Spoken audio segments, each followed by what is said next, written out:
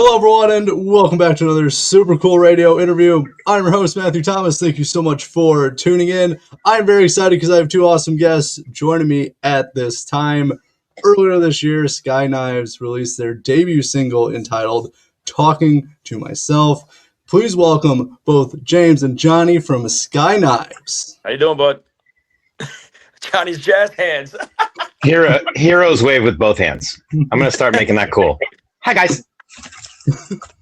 Well, it's awesome to have you guys on the show. I know we got quite a bit to discuss, obviously, with everything going on with Skyknives, but I do want to start to establish some background for everyone watching. So how did Skyknives come together as a band? Johnny writing me in last March saying, "Hey, man, I'm looking to start singing. You know anybody looking for a band again?"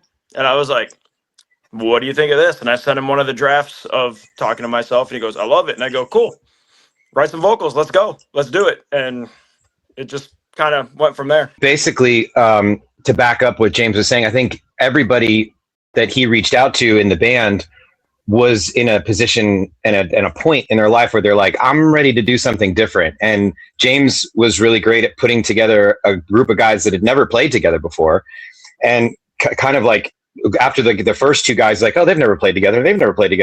Well, hang on, let's keep doing this. And then we built up five guys that have never even been in a room together. And so now we're in this like really cool, unique situation where we get to like become friends for the first time and also learn how to play music together for the first time. And it's like a bunch of firsts, which is rare the older you get in the industry. The first time, we added a guitar player since the video, but the first time the four of us were all together was that first night in LA at the Airbnb shooting the video. Like that, and then the next day we're like, all right, let's go waterboard ourselves in a pool for a couple hours and start making some music, you know, like. Yeah. And my big thing was, man, after all these years and touring, and I met Mark. I spent 1 week on the road with Mark when I was in A Killer's Confession, and we were out with El Nino, and Mark's band The Crown was on the first week of the tour, and I was like, me and him just got along so good, and I was like, dude, it'd be fun to play in a band with that guy. And Island I've known for over 20 years. He's from Cleveland. Lives in Tampa. I'm from Cleveland, live in Jacksonville now, so we're not far. And yeah, he's been playing in the Union Underground for the last couple of years. And I was just like, hey man, like, you got time to do another band? He goes, yeah, what do you want to do? And I'm like, this is what I'm working on. He goes, I'm in. And that was just the end of it. Like everything has been chosen not by our brain, but by our gut. And the gut has not failed us yet. And it's been fun because if Johnny will call me or I'll call him and I'll be like, hey, like I have this feeling. And I mean, I don't even get to explain what I'm feeling. He'll just go do it.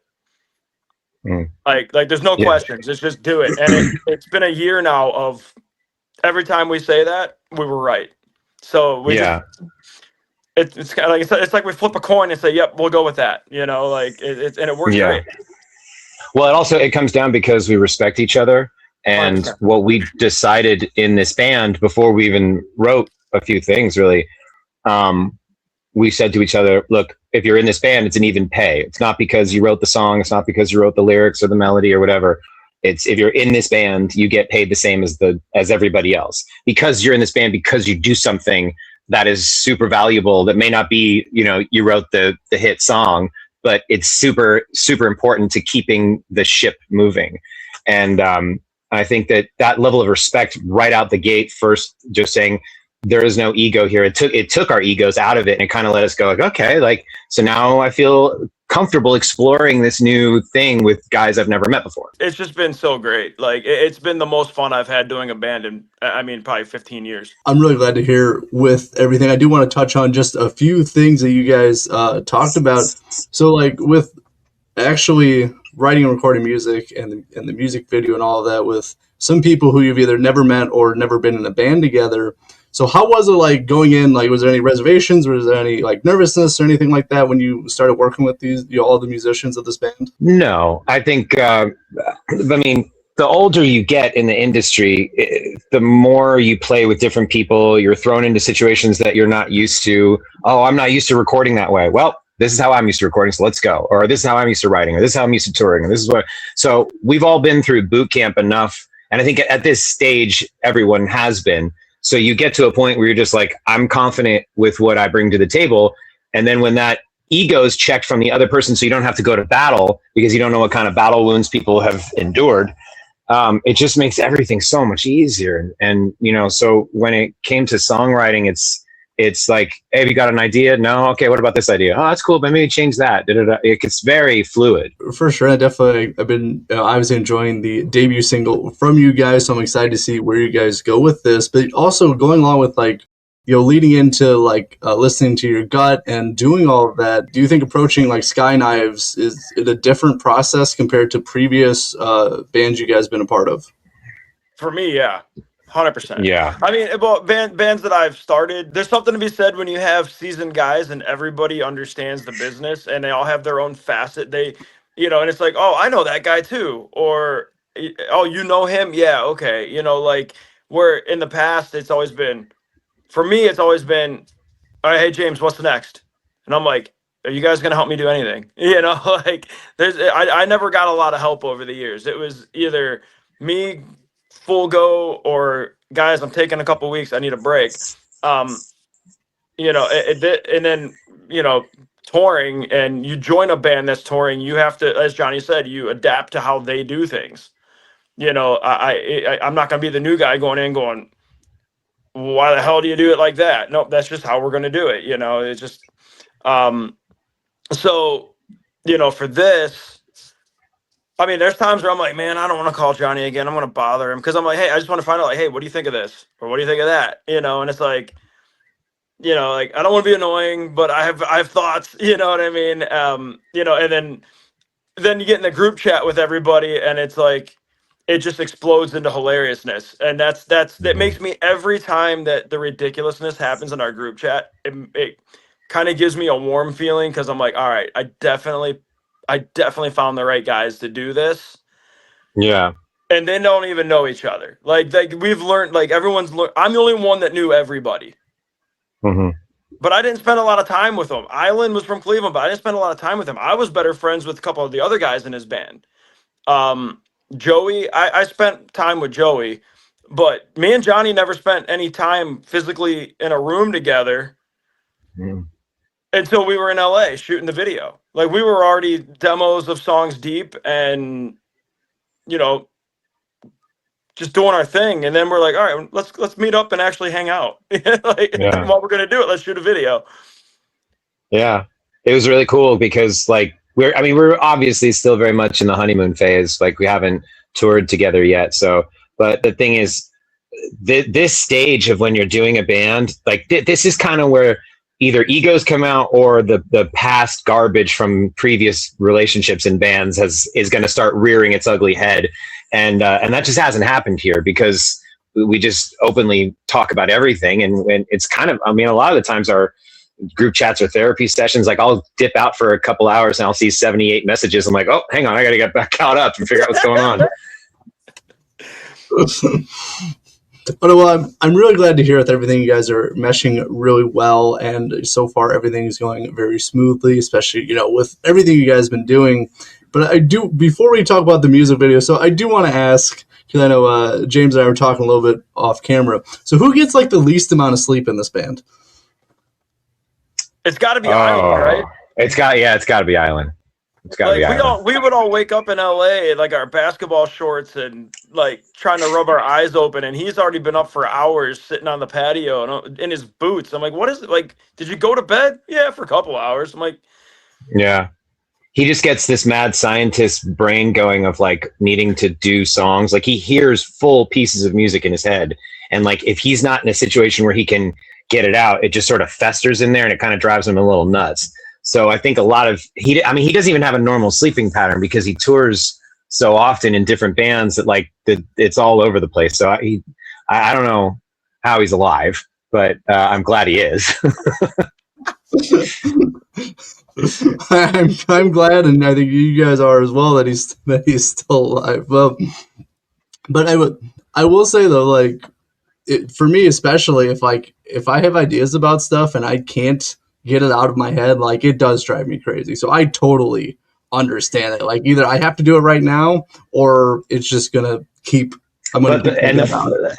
And you think it sounds really cool, but like he's explained it to me that like there's times when songs that come through are not like, oh, this rockin', here's a great riff or a cool song. Sometimes it's like some silly pop thing that he's just got to get out of his head, and it's ridiculous. Like he also produces people and writes for people, and that's the thing. It's like everybody in this band essentially writes, and everybody in this band like is really accomplished on their own. So, but Island is like in a different world. Like I don't even think he's tapped into his full potential yet either. It's like he's a mad scientist. I called him 45 minutes ago or so, and I'm like, "What are you doing?" He goes, "Dude, listen to this." And he's just playing me riffs, and they're amazing. Yeah. And I'm like, "Keep doing that." He's like, "Dude, what do you think of that open chorus?" And I'm like, "All of it. Just keep going. Like, don't. I'm getting off the phone. I don't want to fuck you up." And I just hit. I talk to you later. Yeah. I'm happy you didn't burn the house down. Goodbye. You know. Like, right. Exactly. I'll call you tomorrow. Yeah, if your house catching on fire does not slow you down, I don't think anything will. Yeah. You saw that shit I sent him though, right? The little grenades thing. Yeah, those are real. Cool. Yeah, those work. But yeah, man. He was laughing as he sends us a picture of his hand burnt. Yeah. And he said he had to peel his cutting board off of his hand because it singed him. And he's sitting there right now playing bass, like, I'm fine. Yeah, and he's so cool. It's so, I mean, like it's not. Don't mimic that, but still, it's like it's pretty amazing. It's not recommended, but hey, man, like if you're happy, whatever. I'm not your real dad, you know. Like, not my monkeys, not my circus. Oh, that is gnarly. All right, well.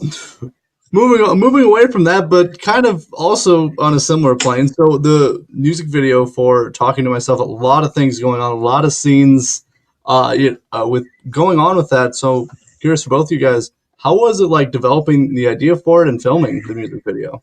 Well, I can tell you that was not the original idea. And then Johnny calls me and goes, "I've got this I want to do, and we're going to do it. And we're going to come out swinging." And I was like, "Okay, what do you want to do?" And he goes, "Just trust me." And I go, "I got you. I mean, you trust me, I trust you. That's fine." I'm like, "Where are we going?" He goes, "Vegas or LA? I'm not sure." And I go, "Okay, let me know." And then like a couple weeks later, I get told, I get a phone call on a Friday. I'll never forget. It was a Friday night, like 8:00. And he goes, "Hey man, real quick. Can you swim?" And I go, I pause and I go, "I was a lifeguard and I was younger, like out of high school, in high school." I was like, "So yes, I can. Why?" And he goes, "Just making sure. Call you back later." And that was the end of the conversation. And I'm like, well, I know where this is going because there's no other reason for him to ask, but how far is it going?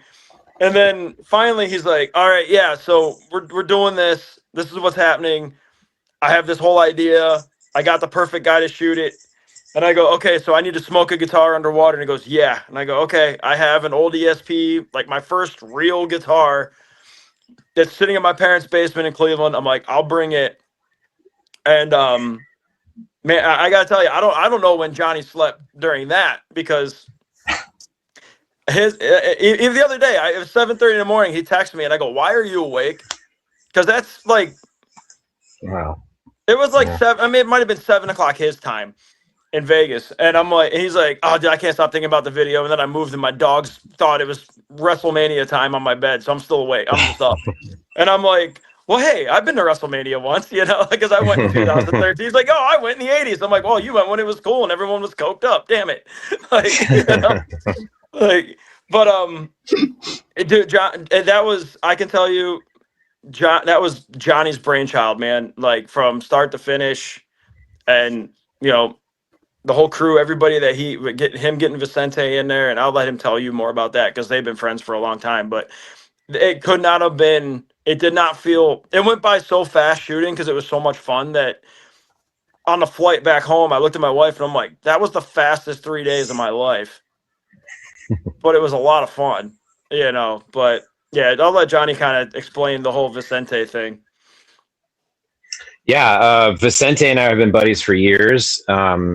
he shot a video and of some of the people that I know and love, and then we became close. And then he was doing a movie. I was in one of his movies, his first movie. He's a great visionary. He's got this great eye, and he's also really nice, so people want to work with him. So I had this concept I've been working on. I've been writing this story about a witch, and this witch being like kind of a blessing witch that can protect you if you enter the right words, say the right incantation. And I'm writing basically about this character, this guy who is in a band and trying to make it, but also trying to get his life together. And he has to shed everything in order to find himself and find out how to make what he wants a reality and manifest, essentially.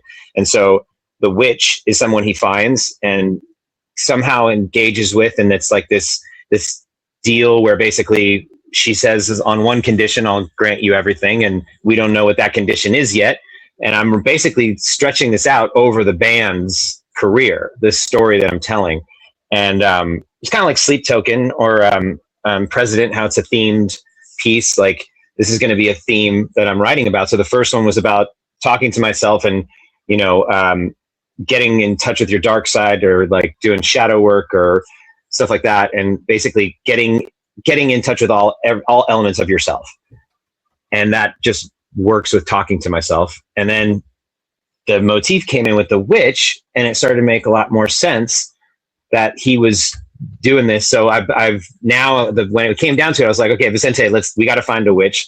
We found this amazing makeup artist, Bunny. She's amazing. I want to work with her again. And she found Kelly, who was perfect. And then we got these incredible cinematographers, guys who were just like underwater for the first time. And I got Alex Flanagan was great, and Dave and all these people were so wonderful. And like everyone just was excited about this idea that I was telling them, like, it's a switch and and like, oh, okay, I'm like this. So everyone was kind of involved in the creative process of that. And so now we're going to shoot a second video in a month, less than a month. And we're going to keep that theme going, but I don't know if we're not going to use the same witch. I think it's going to transfer over to other people. So that's how we're going to kind of play with it a little bit. Well, you guys definitely came out swinging with the first music video. I very much enjoy it. It's so visual with everything. Thanks. And it just is so, as I said, there's so many different scenes and elements. You got the witch, you got underwater, you got you guys playing. It flowed so nicely together. Like, it's all very cohesive with everything. I very much enjoyed it. Oh, cool. That's Vicente, the director, and Ryan, the editor. Just like, again, like everybody involved was so talented and gifted. So it was a team. It took a village on that one.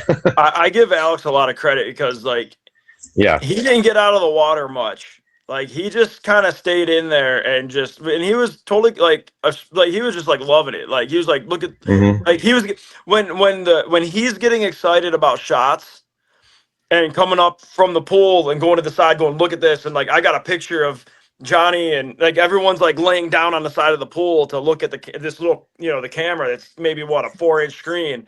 He's like, dude, you got to see this, like, and even the second day, my wife took some B-roll for us, and she got Vicente as the camera's coming up on me. He's like, oh shit.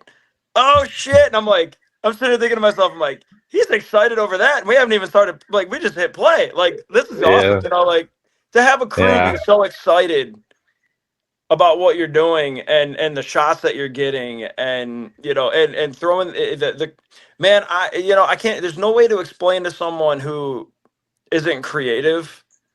There's no way to explain to those people like the creative process and what it does for someone like us. Like, we live for it. Like, shows are fun, don't get me wrong, but I love the creation more than that. The shows are just the necessary evil to push, the brand. You know what I mean? Like, if we could just record and shoot videos all day, oh man, I'd be happy as dude. That'd be great. Oh, I love performing though. Like, I do love it. Don't get me wrong, I love it. But there's something to be said about watching things come together for me personally. That's true. And like getting the next mix, or, hey, what do you think of this song? Yeah. Love it. Johnny, when you're doing vocals, can't wait to get those. Like, there's the stepping stones of watching it. Yeah. Happen. That buzz.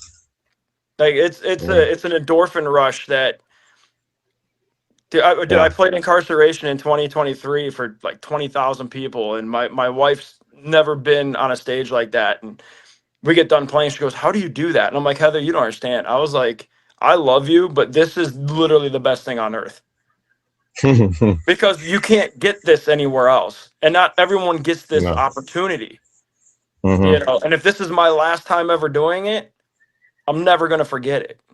And she was like, I can understand that. So Makes sense. Yeah. Yeah, I can definitely understand that. But since we are talking about live shows, I had a question for later, but I'm curious. I want to ask it now. Like, I'm curious for you guys. Do you approach like performing live differently than like writing and recording music? Oh, well, yeah, it's two different beasts. I think recording is more exploratory, and creative. Like James said, like there's a buzz to that where you're in this zone, and for me, I'm usually recording and coming up with ideas when I haven't been performing live a lot. I'm in that zone, so I'm guessing of where to put notes and try and find different things that make sense. And then, but performing live, to me, that's my safe place. Like if you ask like where's your happy place, like where do you go, I go on a stage where there's a massive crowd, and not because I need their approval or anything like that, but there's this palpable energy when everybody's happy and focused on a performance that you're a part of. Like that energy it's undulating, like without seeing it, and it just has this feel to it that's intoxicating, and I can't ever have a year go by without something like that, going on in my life. So I'm very excited about the performing part too. And I'm kind of writing lyrics right now that like are easy to sing along to. So I hope like people will sing along to them as well. Like that's kind of the goal too, to like have like a give and take and, push and pull with crowds and stuff to like actually have call and answers with them. I think that'd be fun. I mean, I don't think a lot of people realize, like, in our genre of music, and you've got Incarceration, you've got Louder Than Life, you've got Aftershock and Rockville and Sonic Temple, and all of those festivals for some people, that's their vacation. That's what they decide to do, because it does cost a lot of money to go to those. So for them to want to give up their time and money to come see a bunch of bands and let loose, there's something to be said about having that connection, like Johnny said, that back and forth, and even just being done and saying, "Hey, come meet us at the merch." We want to, the amount of people that want pictures or autographs, or even the messages on Facebook of just like, "Dude, like, great show," or "Thank you for taking the picture with my kid. He can't stop thinking about it." You know what I mean? Like, there's something. And I think I guess that's what I'm trying to say, is like, all of that to me, the show is what creates that, but everything else around that for me is what is not more important, but just hits me a little harder. Yeah. Because it's possible we'll play 150 shows one year, and it becomes Groundhog Day kind of. You change the set a little bit, you're having a great time with your boys, but it's just another city, set up, tear down, move again to the next one, set up, tear down. And it's always fun, but it's the new people in every city that you're experiencing it with that really is what makes it the most fun. We should do, like, so it doesn't become Groundhog's Day. Like every tour we should dress differently. Like one year, one tour we're dressing like surgeons. Another one we dress like waiters, and I like just something ridiculous. I'm only okay with that if we get to be Average Joe's Gym for a tour. That's fine. Yeah. Yes. Dude, I can't see Island wearing that. Dude, no, we'll do stuff like gender bending stuff to really make people uncomfortable. That could be funny. Oh, that could be really funny. Hey, you have enough things that bend and light up. We don't need any of that. I know. I gotta bring that back up here. Yeah. Just go get it. Just go get it. No, it's too far away. That's all right. Johnny's got this thing that lights up and he can control it and it just moves. So I asked him in our group chat, I'm like, "Are you giving EDM colonoscopies? What the fuck are you doing with that thing?" I know, it's really weird. It's like a wiggle noodle that lights up. It's like a limp lightsaber. It's really bizarre. Where'd you get that? It's for car mechanics, I guess. Like when they need to get into like a really odd space, they can like move this thing in there into like an odd space. So I saw it. I'm like, oh, that could be fun. So I got a couple of those. So I don't know what I'm going to do with them. You got a couple of them? Yeah. Oh yeah. I'm going to get 5 or 6 and just kind of figure it out. Well, they have to make an appearance, at least some music video in the future at this point. Well, there might be making an appearance this video. That's why I got them. So we'll see what happens. I can't take it serious. Yeah, keep an eye out for the light noodle. we call the Great White Noodle. There you go. That's what it is. No. I'm gonna hard pass. If that's not a tour name, I don't know what is. The Great White. The Great White. There it is. First tour name. Well, I don't know how I segue out of that. So, you don't. I did, yeah. You know, it's funny. You look back and how technology has changed the music business. You know, like 20 years ago, even 15 years ago, is, hey, rehearsals Tuesday and Thursdays, or hey guys, we got to move it. You know, we were doing 2-3 days a week. When I met Camara when I was 18, they were practicing every Monday through Thursday from like 5 to 10 o'clock every week. You know, that made me go, okay, like guys, like I pushed almost too hard. You know, the guys were like, dude, I can do 2 days a week. I'm like, all right, well, I'll take it. You know, and then as time has moved on and everyone now has Pro Tools at home and you don't have to write it, you can write at home and, hey guys, what do you think? And change it and then send the files and learn it. And then you can get together for 3, 4, 5 days and just, you know, everyone's walking in knowing the songs, you know, and it's a different, like, things have definitely changed. And some of it's for the good, some of it's for the bad. I think this is one of the good things, especially for a band like us where, you know, I'm in Jacksonville. We got 2 guys in the Tampa area that are, you know, an hour from each other. You got Johnny out in Vegas. You got Mark in Austin. So it's not like we're getting together every week and just rocking shit out. Like you know, we're sitting here. Like I literally have my computer up right now. I was running songs before we got on here, just, you know, getting ready for the video shoot and playing some of the other stuff that, you know, I got to learn and tighten up. And, you know, and it does make it more fun, I think, in a way, because I'm doing it on my own time. I'm doing it when I'm like, I want to do this. Like, I'm going to, you know, like, don't get, dude, everybody has a day where like, I don't feel like doing shit. I get those a lot. You know, like tonight, I was like, all right, I got an hour before the interview. Like, I'm going to fire this shit up and let's run some songs, you know? So the music business is a finicky one that we're all insane to want to be a part of. I mean, all the way down to you guys like doing interviews and wanting to, like, it's a weird, finicky, fucked up business that we all know and we're like, we'll do it. We'll stick around. I still want to be a part of it. Yeah. Like it's going to piss me off and it's going to bend me over one of these days again. But you know what? For right now, we're good. I'm happy. Yeah. Oh, for sure. That is, you know, even for me, I'm kind of, I would say more of like, you know, I'm not directly in the music industry, but definitely a satellite of it. And sure. Yeah, I've definitely had days or even stretches of weeks or months where it's like, man, this sucks. Why am I still doing this? But then like it changes and I'm like, oh, I remember why I started doing this again. It just, it's weird how that works. But without, I got to be honest with you, man, without guys like you doing these podcasts and these interviews, like, bands like us and, you know, that are up and coming, or I mean, all of us have been in bands, we've all toured, but we're new and we're gonna have to cut our teeth and we're gonna have to pay our dues.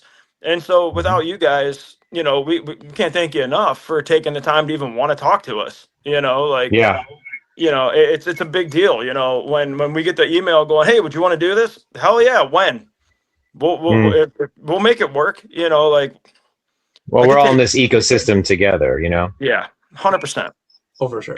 Well, and I appreciate you guys, you know, taking the time for this as well. I'm always appreciative of anyone who I interview, just because it is a two-way street with everything. Like, you know, it's my show, but also you guys taking the time to do it. Like, without both of us, it doesn't work. 100%. Yeah. And that's kind of how we look at the band. You know, we can't. If anyone left and said, "Hey guys, I can't do it," I'd be so bummed. Like, I Me really too. would. Back in the day, I'd be like, all right, see ya. I'll get someone else. Mhm. I don't feel that Yeah, way in this band. I mean, yeah, it's funny because it is a business. At the end of the day, it is going to be a business. It's a fun job, but it's still a job. And the good news is, like, all of us have stuck around long enough to where we've figured out how to bring something to the table that's valuable and unique. And that's what everybody's doing in this band. So it's just a super condensed version of that. It just feels great. Like James said, just backing up his point, it just feels really great and healthy. Definitely talk to some people, and talk to some bands and stuff where it's just a terrible kind of toxic, kind of everything going on. But I'm glad with you guys that you guys are excited, you guys are having fun, and you guys work all very well together. So I'm excited to see where you guys go from here. I've obviously very much enjoyed what you guys have done so far, but that does kind of lead me to where I'm going with this as well. So, like, how is 2026 looking like for Skyknives? Well, we were talking about that actually because the plans have kind of shifted and changed a little bit. So we think what we're going to do is ultimately release a 5-song EP. And right now, the songs that we have are fantastic, but we're also writing new stuff with our producer. And so we're really focused on a cohesive sound for these 5 songs that we put out. So we think that we're going to probably achieve that before the summer's out. We've got 3 that we're really, really, really happy with. And then we have the choice to make about the next 2. And I think that's going to be done and finished by the summer, I'd say.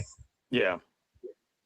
Yeah, hopefully. And then that's the thing. I mean, going back to what I was saying before about how things have changed, like, back in the day, we'd go buy CDs because we heard one song on the radio, and then we're like, God, the rest of this album sucks, and now we're I've been there. We've all been there. And, We've all been there. And now we have the digital age of streaming, and which, as a musician, you kind of hate it, but as a listener, it's the best because I like this song and I can throw it in a playlist. I have 1,000 songs in what I call everything. And it's like, there's no reason for me to skip. If I skip it, it's because I'm just not in the mood for it. Because it's one of my favorite songs. Or I take, like, lately I love Volumes and I love Thornhill. I threw everything from both bands into a playlist, and I'm adding other bands that kind of sound like them into it to kind of break up the monotony. And so, my point to that is, we can keep writing and try to put out a full 10-song album, but we had the conversation of once you drop it, everyone goes, what's like a month later, what's next? Like, it's not like back in the day where you waited 2-3 years for another album. Like, in this day and age, you almost got to drop something every, in my opinion, 18 months. That's like max, or you get forgotten about. And like I said, with Island sitting there writing like he is, I mean, I don't think it's going to be a problem putting out music, but yeah, I mean, getting the finalizations of them done and getting in the studio and getting them done. And then, if we get out on the road, it's going to be even harder. Like I was telling Johnny, I think on the last interview, we're going to have to probably build a mobile recording rig. Yeah. Because Island's going to lose his mind. Yeah. And also, like, we could really pump out a lot of quality stuff right there and then. And really, like, the key is just finding producers and engineers that can keep up with us. And they're out there. We've all worked with them in different places and stuff. And right now we're working with this producer that's super fast and great. And that's really fun. So right now it seems like we're on track to, do this song in a month or next month or next month. And finish that, probably have that out by the next month. And then the next song do the next time again. And then, so I think maybe like I said, I think by summer, I think we'll have 5 songs to be put out with the world. All right. Well, as I said, I'm very excited, but also kind of going to your point about, like, with how, streaming has really changed everything. And this will be my last point before I close it out, is that sometimes, like, if you drop an album, some people listen to, like, the first, like, 2 or 3 songs, and then it's like they don't, like, come back to it. And that's why I think partly why, EPs are starting to become more popular. It's, everyone can listen to, 4 or 5 songs, and then it's more, sooner you can drop another EP. So kind of going along with that, we're talking about with the evolution and change of the music industry with technology and everything, I think it definitely has changed. But also, I think it has somewhat kind of improved because people get more music faster, so it kind of keeps everyone relevant. But if you don't do that trend, then you're kind of forgotten. Yeah, I think it's a good point, man. That's a really good point. And like as a listener, I want to digest a new artist 5 songs rather than 10 or 15. You know, like that just I've got shit to do. You know, we've all got shit to do. 5 songs is a good amount to digest. My only issue is when bands start doing nothing but singles, because then like I'm driving. I want to listen to what you have. And now it's over and it goes to another band. You know, or it starts the song over again. So that's why I started making the playlists, you know, or you got to go to their name and just hit shuffle, you know, because it's like, son of a bitch. Like I can't, you know, I'm driving. I don't want to be playing around with this shit, you know? So, you know, or the best one was Bad Omens on their new album. They put out a single and then they put out the next one, but that song would be on it also. So there was the single and then there was the new single with that song. And then it just kept happening. And I'm like, I went in and kept deleting the previous one, because I'm like, I don't need all of these. I have one place with all of them now, you know. And the album's amazing, like what they have is amazing, but it was really frustrating to try to listen to when I'm on an 8-hour drive back from, you know, going from Ohio, a 12-hour drive from Ohio to Florida, and I'm like, fuck, I gotta grab my phone again. Those bastards of Bad Omens. Right? Yeah. Like, how dare they do that to you? Stop putting out good music to where I can't fucking get to it fast enough. God damn it, this format needs to match my mood. That's what people's takeaway from this interview now. All right, so as we're closing off this interview, so where are the best places to find Sky Knives online? That would be Instagram and YouTube. Sky Knives. Very good. I will leave some links for Sky Knives in the description of this podcast. Please check out and support them. Check out the single Talking to Myself and be on the lookout for everything they have in the works as well. But James, Jonny, thank you so much for hanging out and chatting with me. Thanks for having us, man. Right on, dude. For Sky Knives, I'm your host, Matthew Thomas. Thank you so much for watching this episode of Super Cool Radio. And remember, stay frosty.